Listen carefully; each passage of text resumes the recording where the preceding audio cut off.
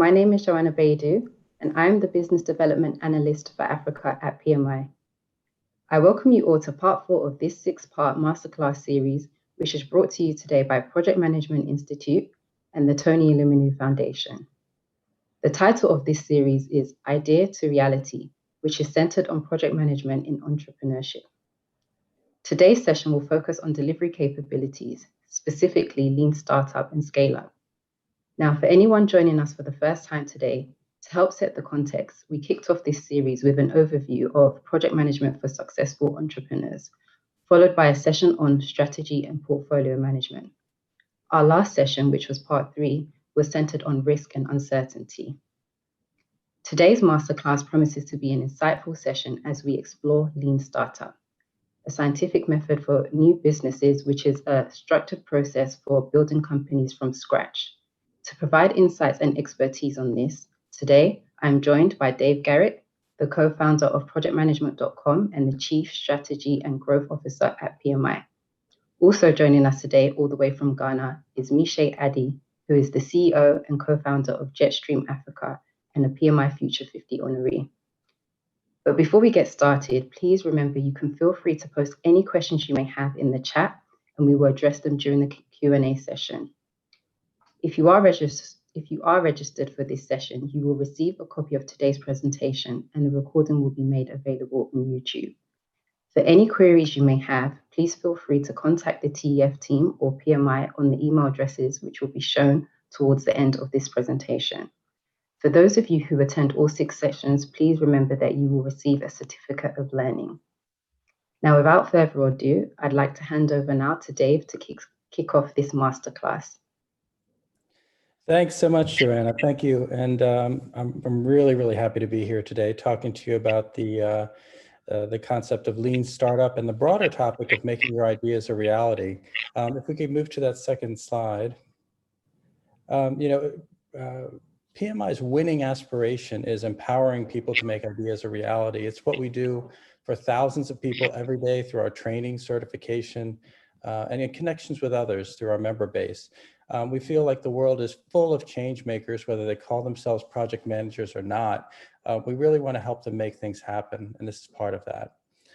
My assumption is if you're here, you're participating in this session about lean startup, you probably have an idea that you want to move forward. You have an idea for a business or really just a way to make things better. And my hope is during this session, whether you've already got big plans or just 3 lines written on the back of a napkin, we can give you a few tips that will help give that idea more shape and help you get to the part of that idea that's really good and worthy of an investment of your time. So obviously, due to time constraints, we won't go as deep as we would like, but I hope that what I can offer you in terms of approach plus Minshay's really practical examples from her experience will get you excited about what's possible and ready to learn more. So if we go to the next slide.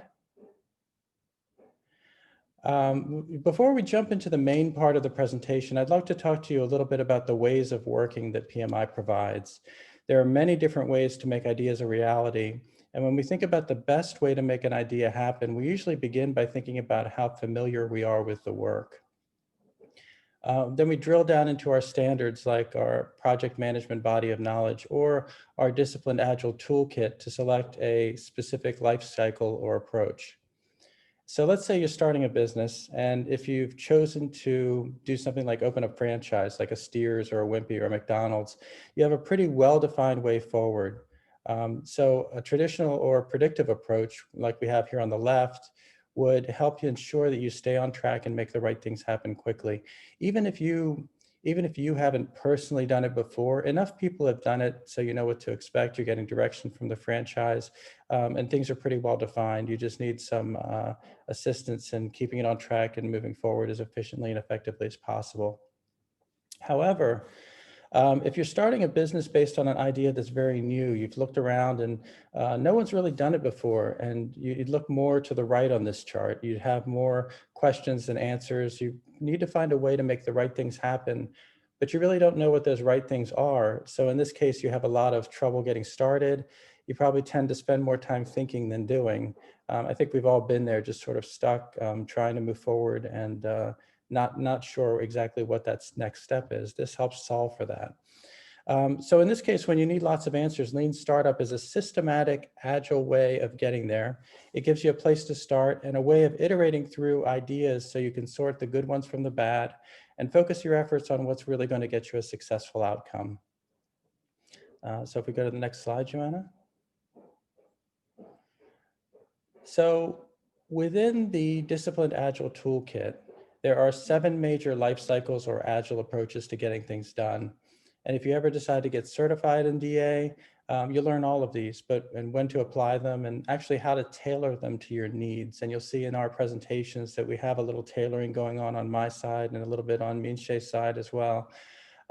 So Agile is something you make your own, but we try to give you a good starting point.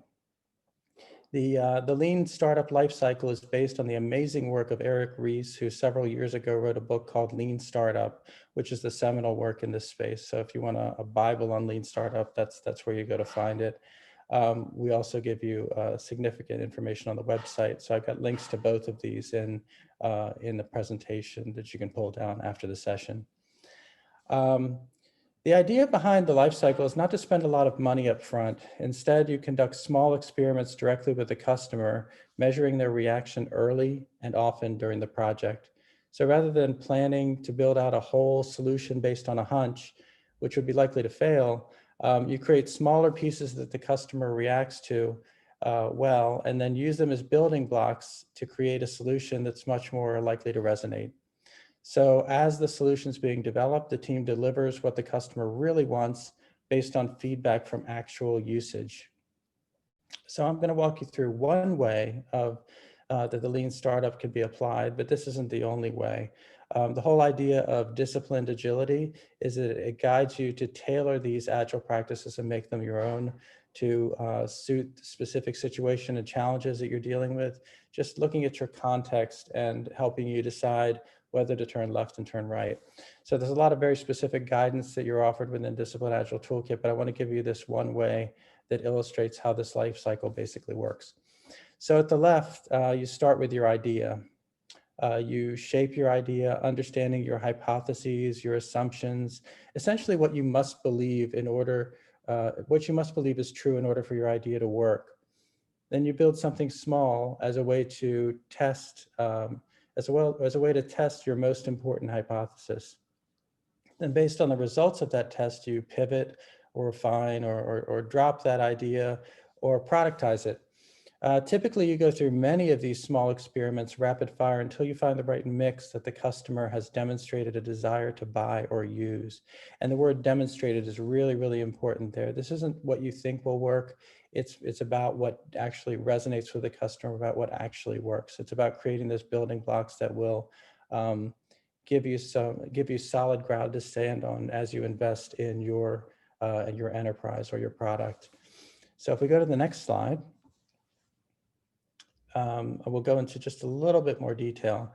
Starting at the beginning of the process, again, you'll want to give your idea a bit more shape and get to a place where you have a testable hypothesis. This is all about the scientific method. It's all about doing things in a very structured way that will yield very tangible results. And so there are many ways of doing this, but I like using a business model canvas of some sort to sort of get a big picture view of things. This one by Jeff Gothef is particularly good, and I provide a link to it at the end of this presentation. So a canvas is useful in multiple ways. Once you have a canvas done, the end product gives you, sort of a fill in the blank exercise, and the end product gives you a simple document that explains what you're doing at a high level. But really, the most valuable part of working with a canvas is the process, the discussion that happens when you're building it. So no canvas is ever as simple as sort of filling in the blanks, although that's the process you use for getting here. But if you do this with a team, you and your team are going to disagree about certain things, work through those points of disagreement, and you'll end up with a better vision, a better picture of a better big picture as a result. So the net effect of working with a canvas in this way is you begin with a rough picture of the end in mind, and then you and your team know what you're driving towards together. You know what that definition of done is. You know what that big picture outcome is that you're trying to create together. And if we go to the next slide. Yeah, the canvas will also give you an understanding. So it's going to give you an understanding of the big picture by forcing you to document and agree on things like the problem that you're solving for and who you're solving it for. What solving that problem could mean for you, your business, in very tangible terms. And then what solving that problem could mean for your end user. What does it mean for your customer? Finally, this particular canvas brings you to a point that asks, what is the most important thing for your team to learn now? What is that killer must believe? What is the thing that you must believe beyond anything else in order to make this thing work or to understand whether or not it will work? What's the experiment that would remove substantial doubt about your idea being successful, or what is that experiment that would get you much, much closer? In this way, you end up spending time on problems that matter versus focusing first on a name or logo. I think we've all sort of been there with our ideas. You have an idea, you sketch it out in your head. It's a beautiful idea. You're hesitant to move forward on it, but there are easy things that you can poke at, like a name or a logo, and you can waste tremendous amounts of time focusing on those types of things versus understanding what these key assumptions are, understanding what's going to prevent you from getting there or what could propel you forward.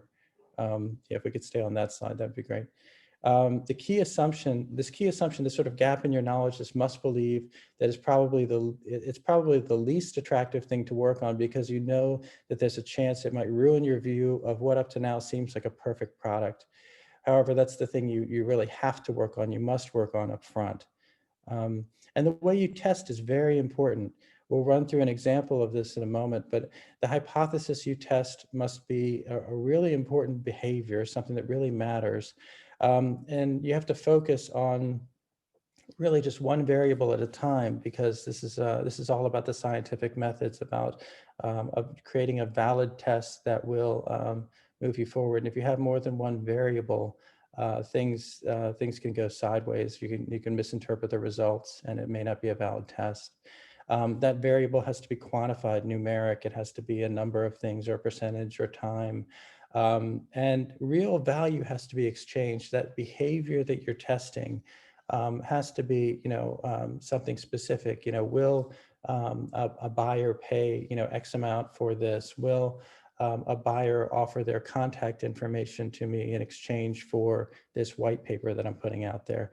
And it has to be testable. You have to be able to get a fast answer from the test, and something that will be enlightening.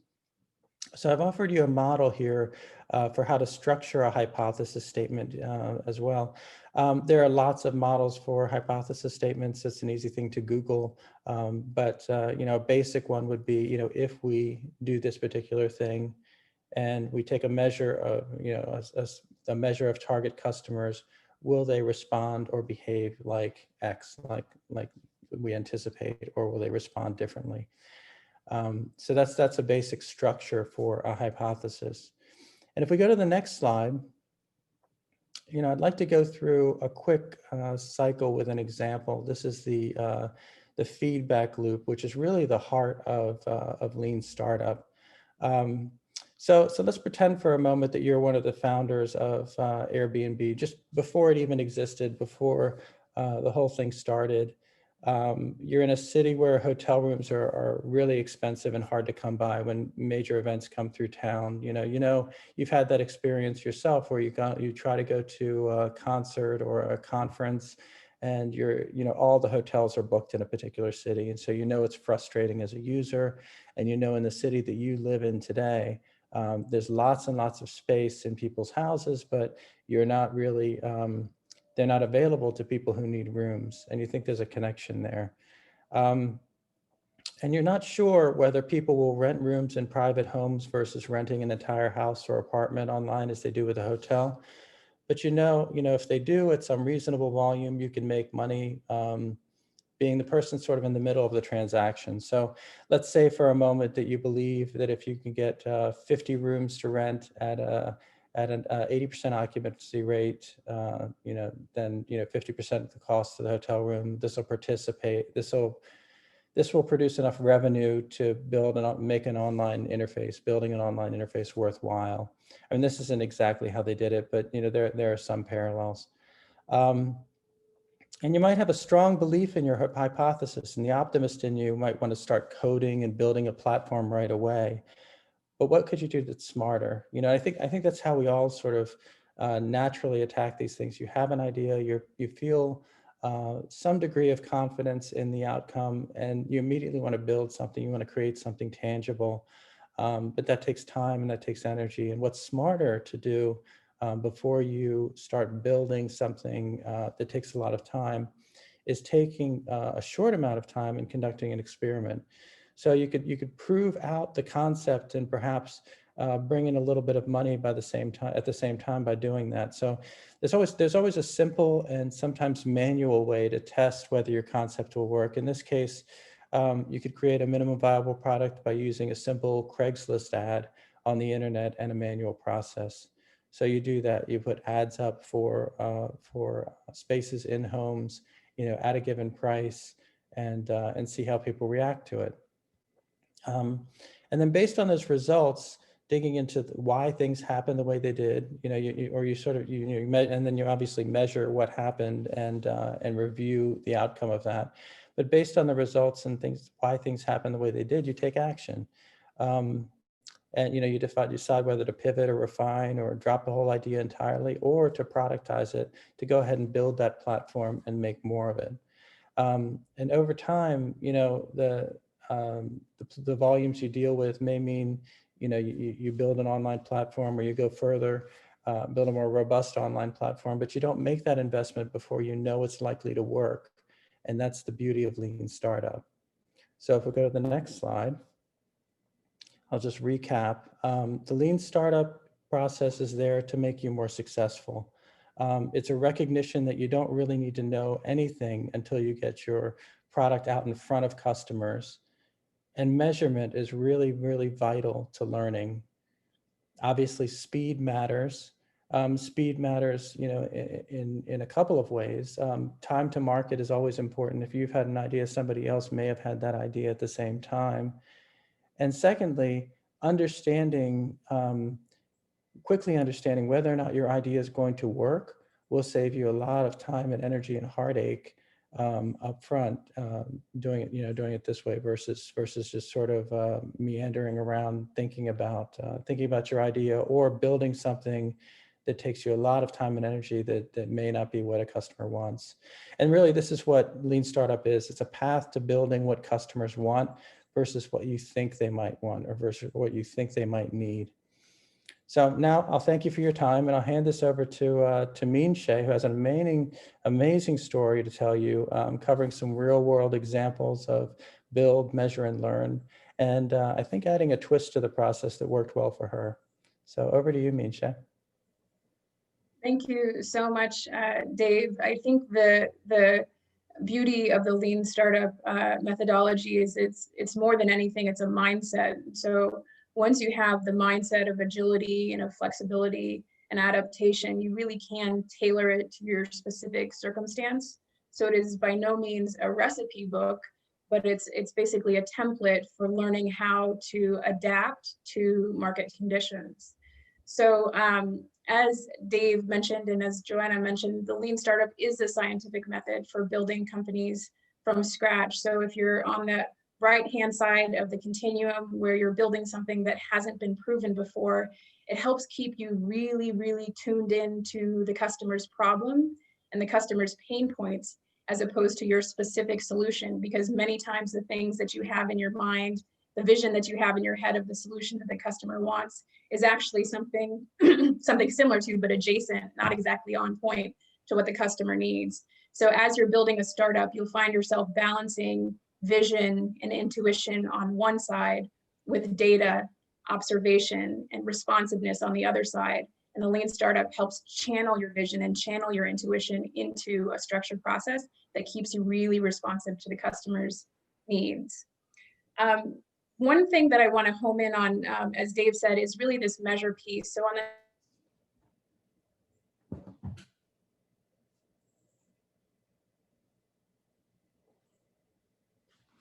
the next slide, we see a distinction between two types of metrics that you can measure when you're building a startup. So the first type of metric is something that It's really something that might measure your popularity as a startup founder or the attention that you're getting, but it doesn't go to the efficacy of your product. On the other hand, there is a type of metric called an actionable metric, which really measures the value you're creating for your customers and their willingness and ability to pay for it. So you can imagine a startup that has a mobile app, and that startup makes its app available on the Google Play Store. And they get tons and tons of downloads, but nobody's actually paying for the features in the app. So the startup tries to measure a monetization strategy where they want to start charging users for premium features. The important metric to be measuring in that shift to testing monetization is really revenue. It's not downloads. So you may do a successful marketing campaign and get another 10,000 people to sign up for your app. But if you're not converting non-paying users into paying customers, your monetization strategy isn't quite right. And so the importance of tracking the things that directly relate to the thing you're measuring, isolating the variables. So if you're looking at monetization strategy, you're testing what? You're testing money that's coming into the business, not just interest in your business, not just popularity. That requires a lot of discipline. And I would say that there's so many distractions for startups. There's sort of social media, and there are hackathons, and there are all kinds of reasons to be distracted as a founder. And sometimes those are good PR opportunities, but the most important thing for you to measure is how your customers are responding to your app, how your customers are responding to your specific solution. And that gets you away from the vanity metrics and into the actionable metrics. So what I'll do now is tell you a little bit about how my company, Jetstream, used those actionable metrics to iterate through the build, measure, learn cycle.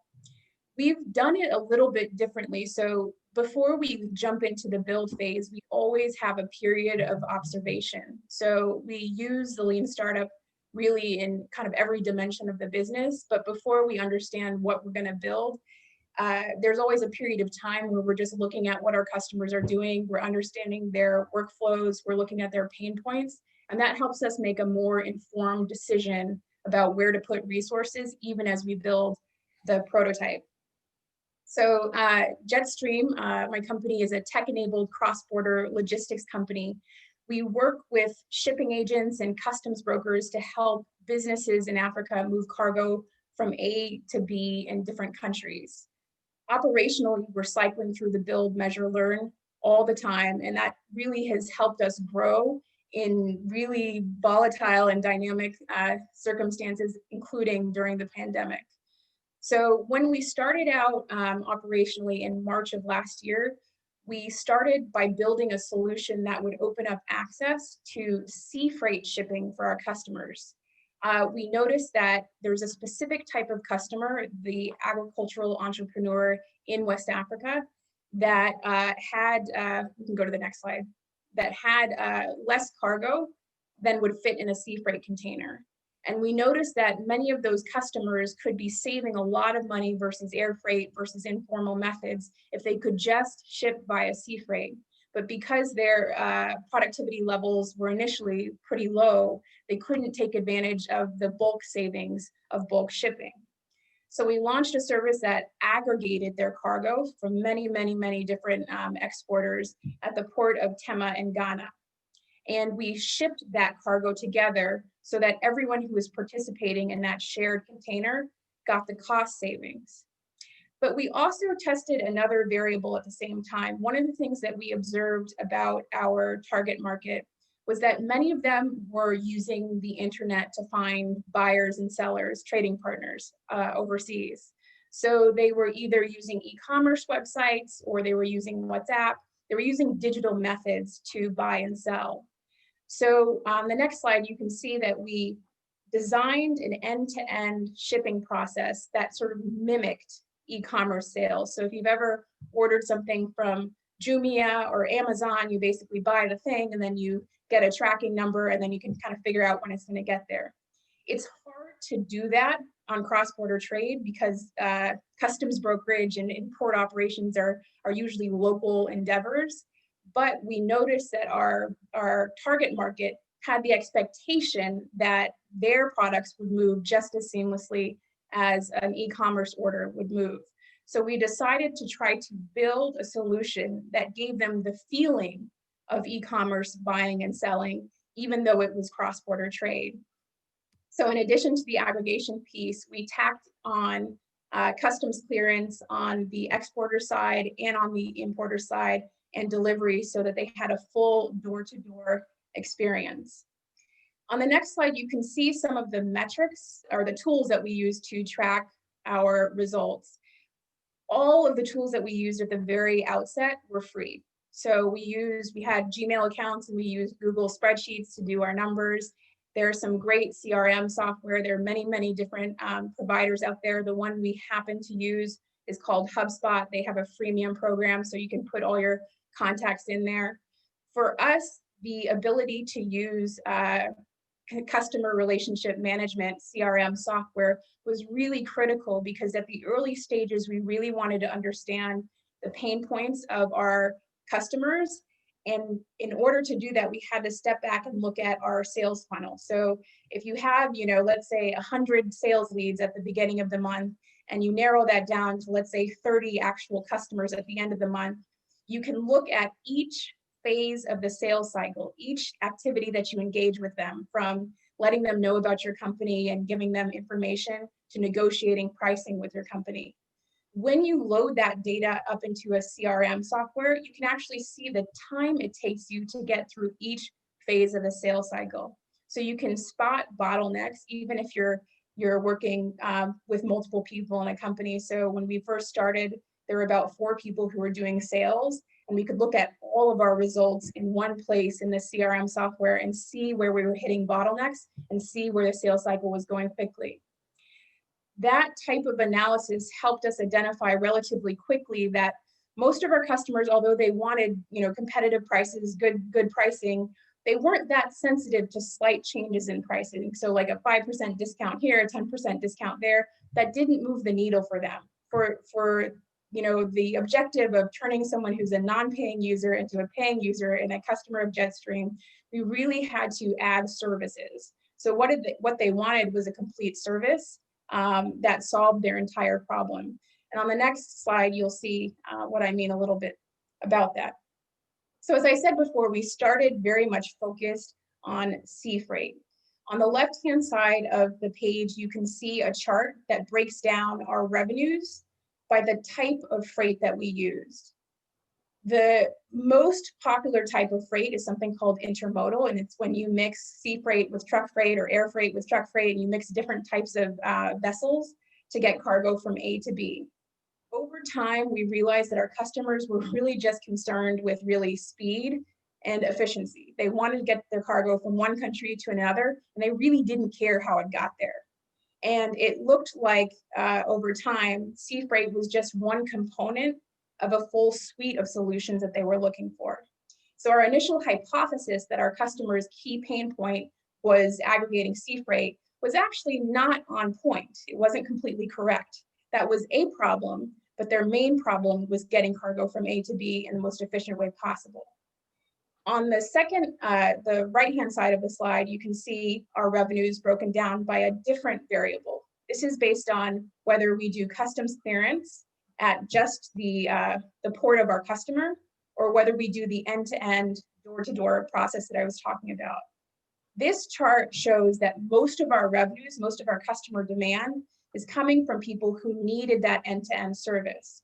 So remember when I talked about us really testing 2 variables, we were testing the sea freight aggregation at the same time we were testing the door-to-door end-to-end service.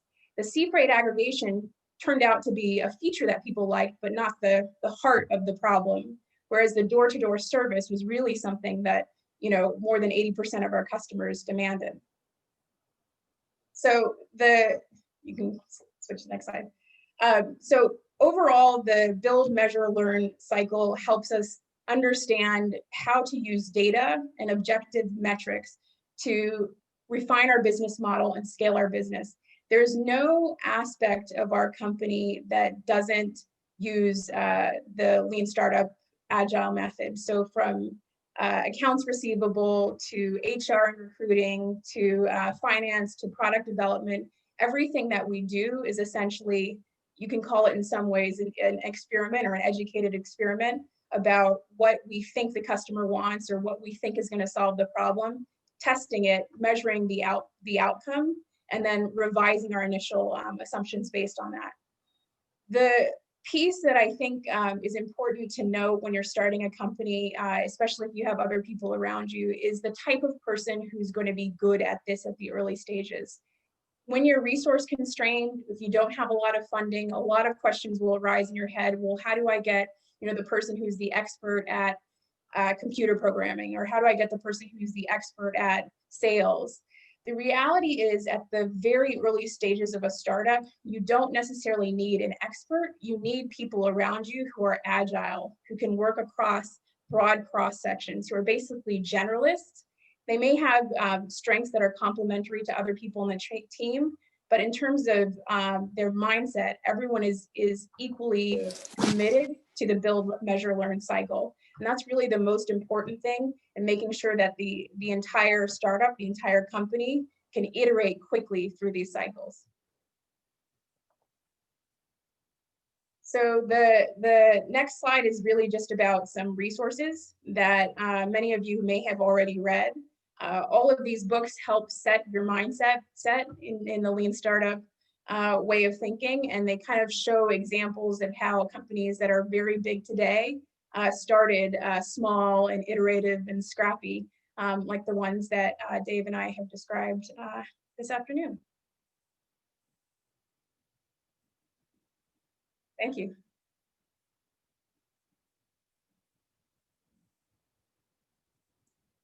Joanna, you're on mute.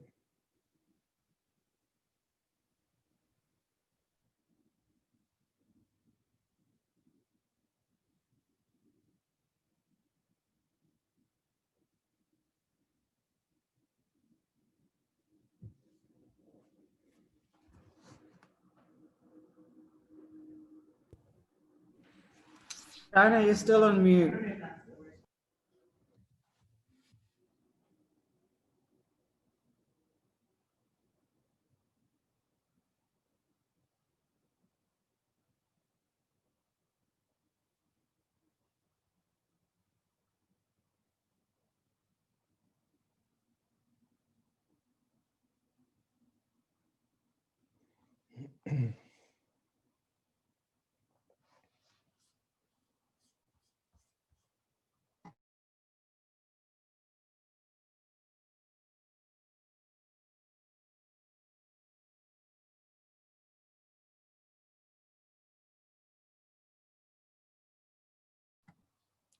Joanna, you're still on mute, actually. We didn't catch any of that, I don't believe.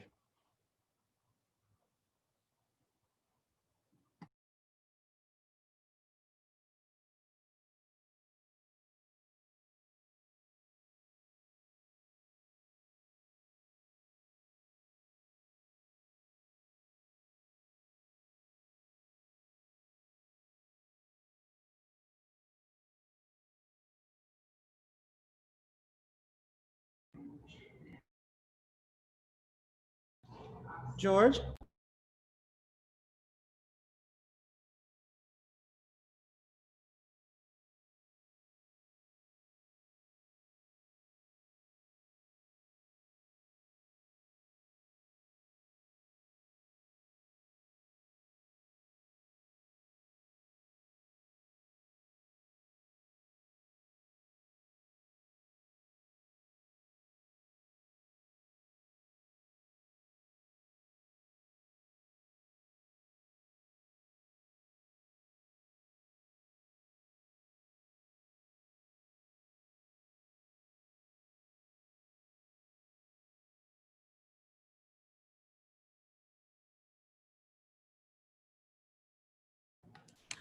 Okay, Dave and Minche, it looks like Joanna's having some issues.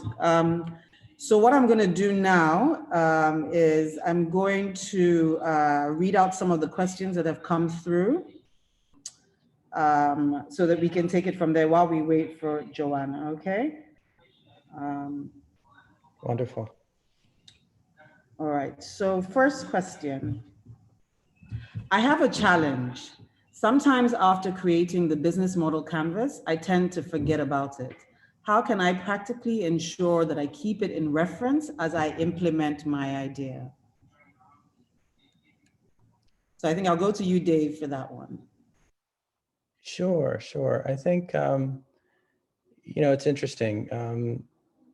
Michelle was saying, was talking about lean startup and using the sort of the feedback loop in everything that she does, right?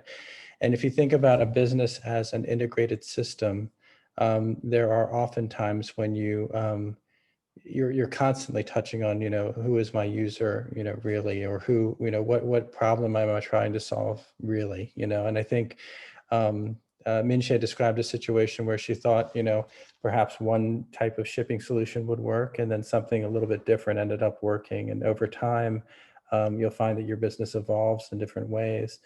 And you find points in time, every time you face a new challenge, I think it's not a bad time to revisit something like a business model canvas or something, or apply the type of, build, measure, learn sort of feedback loop that Minche was describing in Lean Startup.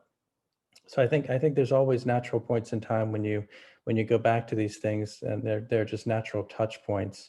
I'm trying to think of a particular trigger, but to be honest, anytime you think about a customer, anytime you think about, like, you think more deeply about who your customer is, or when you onboard someone new and you try to explain to them, what it is that your business does, these are all good times to use a business model canvas, because really it's a communication tool to help relay information. It's also a communication tool that helps you refine your way of thinking.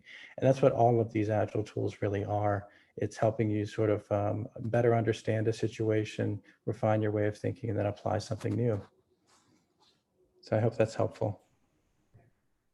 Thank you, Dave. Very helpful. Next question, again about the model canvas. It says, for young businesses, we are always changing and adapting. What is the ideal way to use the Lean UX canvas in a young organization? Should we plan a full day with key stakeholders as part of a strategy session and work on the outcome for a while, at least maybe 6 months? Or do we use it as a live document that takes time to work on and is updated and reviewed regularly, for example, monthly? Use it with a small team and use it as a way to think through what it is that you're doing, in quick iterations. With agility, you always want to use these tools to quickly refine your thinking and to get ideas out there and to understand what it is that you should focus on. And really, I think one of the important parts of the canvas that I like a lot is getting a vision in your head of what good looks like, what done might look like. At least at some near-term point in time. That way, people are driving in a similar direction. You're all trying to get to point X in various ways. So I would say use it as a quick exercise, a way to create provocations, good discussion, a better understanding of what it is that you're doing. Okay, here's another one, and maybe Minche, you can take this one. So it says, I'm currently in a phase where I'm building my business idea, but I've committed more resources than I planned for. How can I adapt my remaining progress to suit the model? I think one of the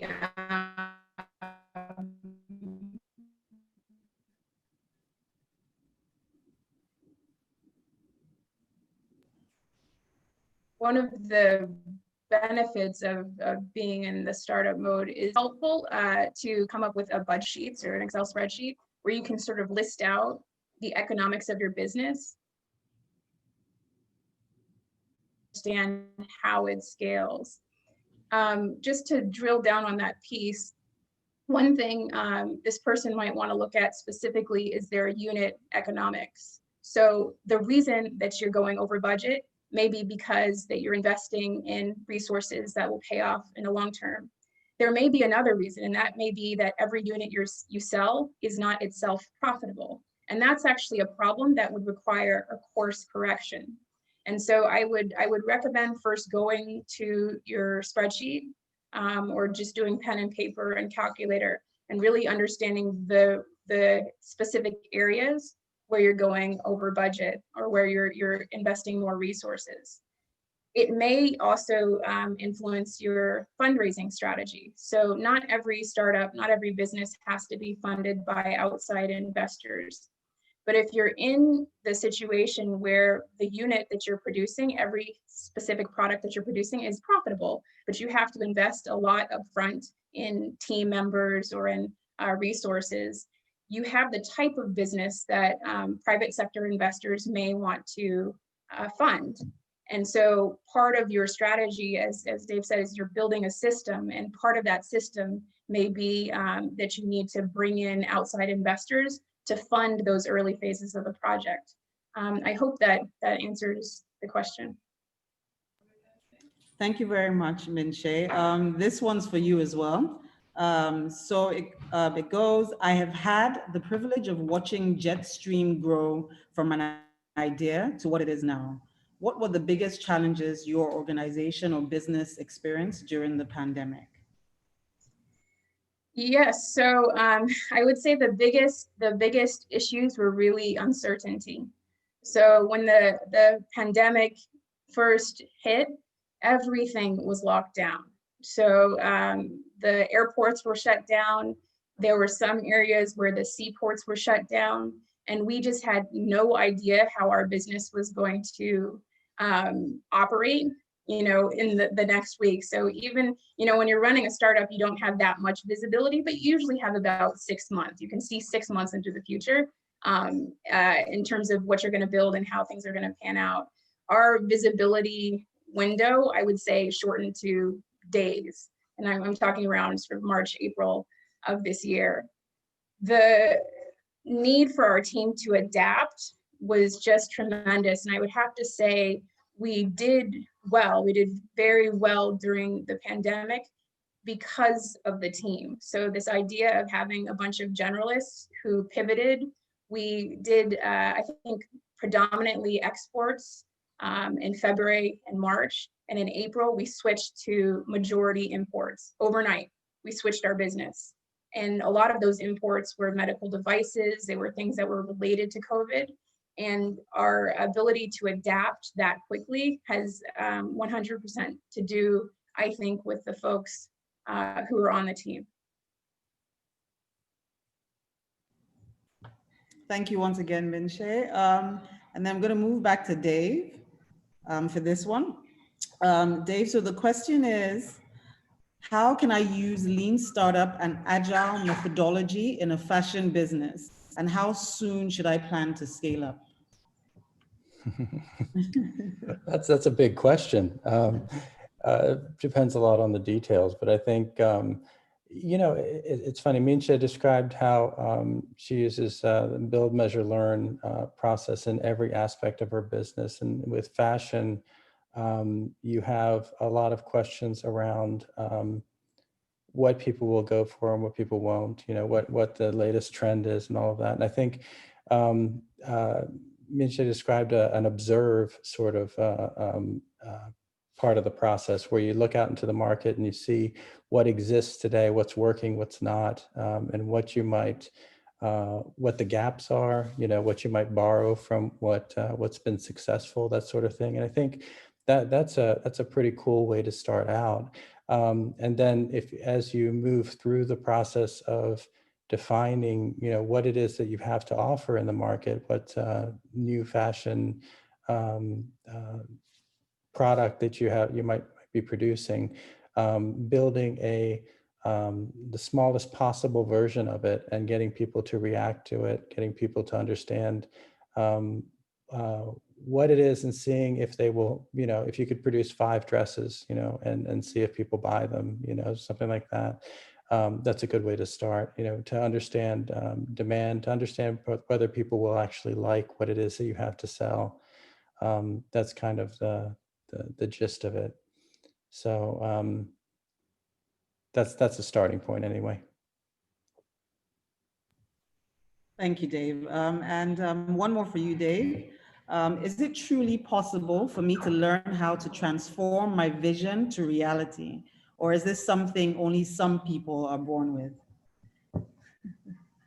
No, I think it's accessible to everyone. I think, Miche made a good point around the type of people that you look for, and if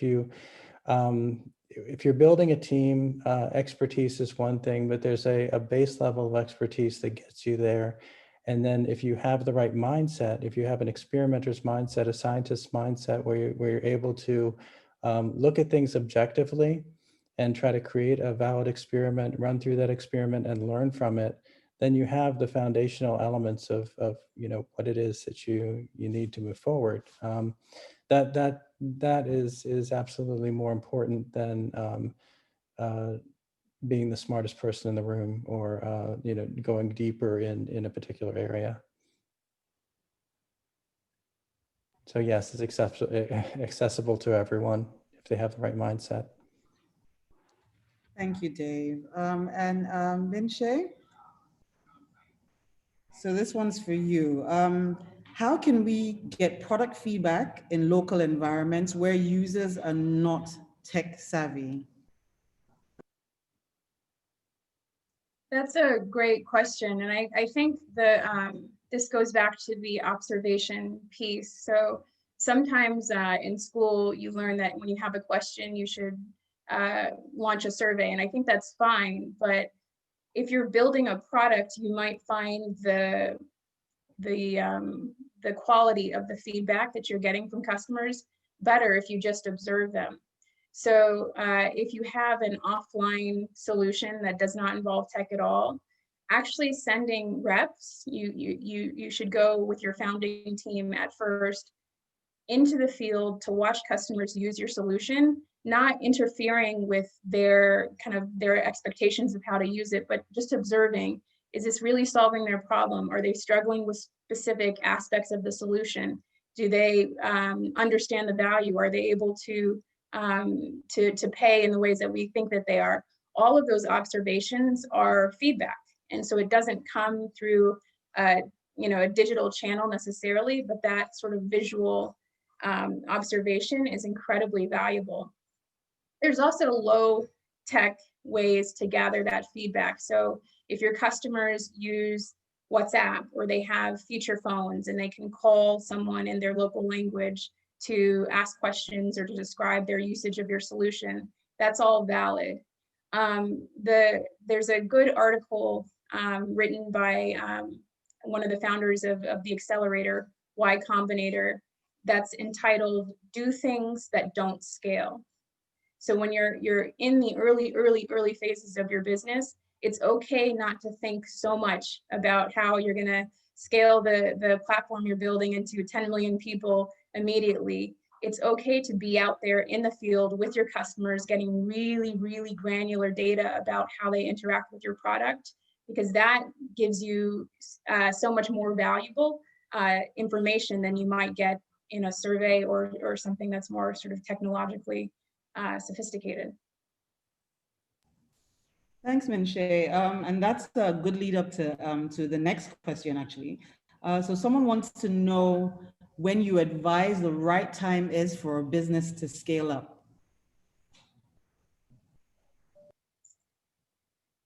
So I think the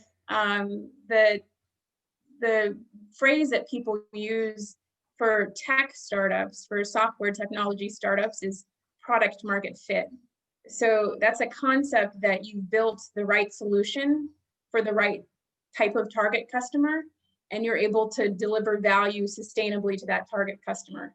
That's generally thought to be the point at which a startup is ready to scale. So you may do something based on observation, based on really informal hacks, similar to what Airbnb did in Dave's example, but you're not ready to grow it until you've really proved out that this is the right type of customer, this is the right type of solution for this type of problem. I once asked one of my advisors how one would know when you have product market fit, because it's entirely possible that you could be growing your company, but you know, it's hard to know what that phrase means.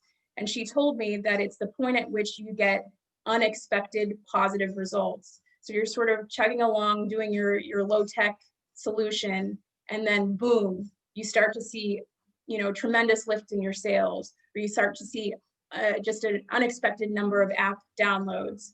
So I think that you may see those moments if you're building a company. You see those moments early on where you sort of have a steady state, and then you change something in the product, or you change something about your marketing or your target customer, and then you get an uplift in your sales or in your usership. And I think that in order to validate that you have product market fit and that you're ready to scale, you really have to be disciplined about collecting data. Thanks again, Minche. Thanks, Minche. Thanks, Dave. That's it for questions for now, but I'm going to hand over to Joanna's colleague, George, who will just close out the session. Hi, everyone. This is George. Seems we had a bit of a technical issue, as you do with these technical webinars, but in the true spirit of agility, we had to come up with a quick plan B to become a plan A. Anyway, so we've come to the end of the session. Thank you so much, Misha and Dave, for the not think it's extra, especially as the world moves towards technology. And just the sort of entrepreneurship and the sort of ideas that we're coming up with is really helpful. So thanks again, and thanks to the team working behind the scenes, both at TEF and at PMI. So we've come to the end. Thank you everyone for joining. Please stay connected and look out for the next session, which will be on the 14th of September. We will send the slides after this, so look out for the slides as well, where you can recap on today's webinar, as well as follow through with the links. And again, remember to register for the next one. So thank you everybody, and enjoy the rest of your day.